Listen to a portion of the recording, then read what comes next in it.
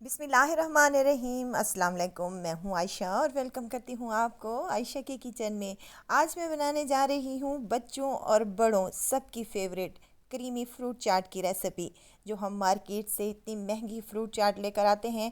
आज हम अपने घर पर तैयार करेंगे, वो भी बिना क्रीम, बिना कंडेंस मिल्क के।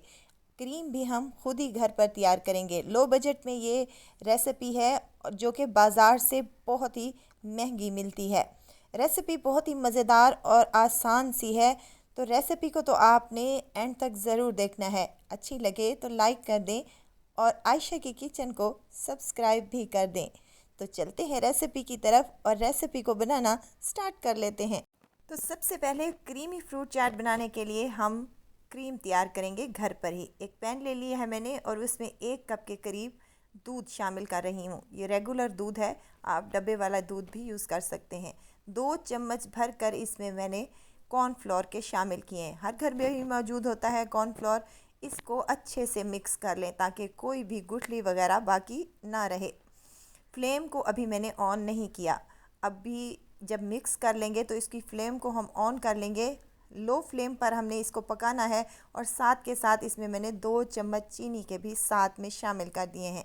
2 से 3 मिनट तक ये अच्छे से कुक होना शुरू हो जाएगा और ये थिक होना भी शुरू हो जाएगा।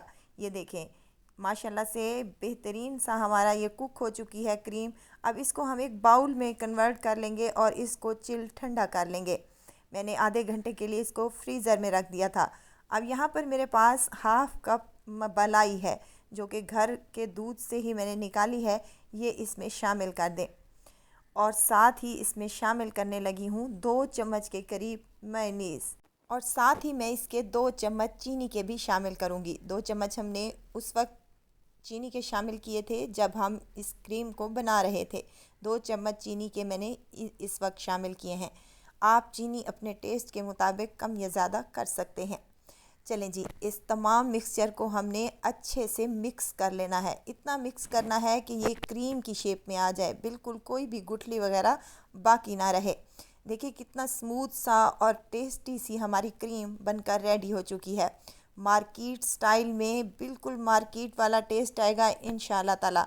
तो इसको अच्छे से मिक्स करने के बाद हमने इसको भी फ्रीज़ में रख देना है जब तक हम अपने फ्रूट्स की कटिंग कर लेते हैं। यहाँ पर मैंने फ्रूट्स लिए हैं, मेरे पास हैं अंगूर, सेब और केले। अंगूर और सेब को हमने अच्छे से काट लेना है। जो मार्केट में फ्रूट चाट मिलती है उसमें जस्ट सेब और केला ही होता है। अंगूर मैंने ऐड किए हैं, अगर आप अंगूर नहीं डालना चाहते तो इनको स्किप भी कर सकते हैं। सेब केले से ही इतनी मज़ेदार, टेस्टी और बेहतरीन सी हमारी क्रीमी फ्रूट चाट बनेगी कि खाकर मज़ा आ जाएगा इंशाल्लाह ताला। तमाम फ्रूट्स को मैंने अच्छे से वॉश कर लिया है। वॉश करने के बाद हमने इसकी कटिंग कर ली है और अंगूरों को गुच्छों से अलहदा कर लिया है।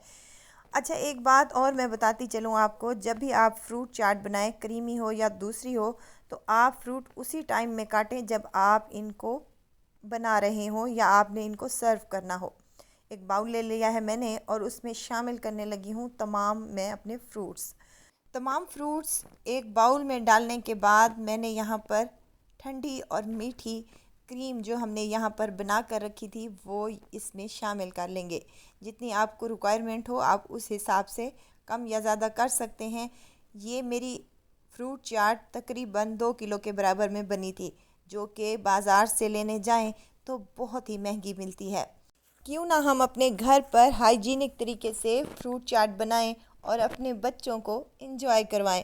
वैसे हर घर में ही फ्रूट तो हर घर में ही आते हैं, लेकिन अगर आप इस तरह से क्रीमी फ्रूट चाट घर पर बना लेंगे तो आपके बच्चे तो बहुत ही खुश हो जाएंगे इंशाल्लाह ताला। और जायके की तो मैं इसकी गारंटी देती हूँ, बिल्कुल सेम टेस्ट मिलेगा और सेम ही इसका रिज़ल्ट आएगा जैसे मार्केट का आता है, बिल्कुल वैसे ही। चाट हमारी बन चुकी है माशाल्लाह से। इसको सर्व करेंगे।